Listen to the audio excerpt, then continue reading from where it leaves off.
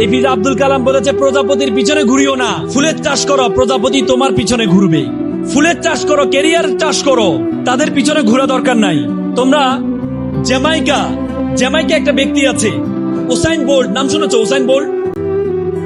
Usain bolt যে দেশে জন্মগ্রহণ করেছে, জ্যামাইকা। আমরা জ্যামাইকার প্রধানমন্ত্রী প্রেসিডেন্টকে আমরা চিনি না, কিন্তু উসাইন বোল্টকে চিনি। একটা ব্যক্তি, একটা দেশ। সে উসাইন বোল্ট, সে বিশেষ কি কাজ করেছে? সে 9.58 মিলি সেকেন্ডে 100 মিটার দৌড় দিয়েছে। উসাইন বোল্ট সে যখন প্রথম প্রতিযোগিতা অংশগ্রহণ করছিল, তার আগে তার গার্লফ্রেন্ড ছিল। সে গার্লফ্রেন্ডকে ডাকলো, ডেকে এনে বলল, তোমার সাথে আমার সম্পর্কটা ব্রেকআপ করতে চাই। বলেছে কেন?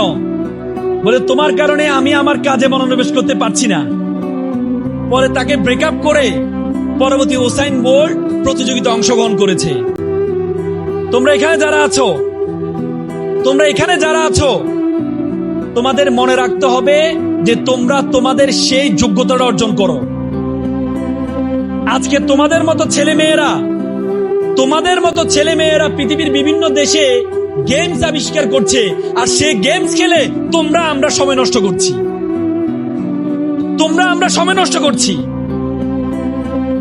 আমরা সময় কিভাবে নষ্ট করি?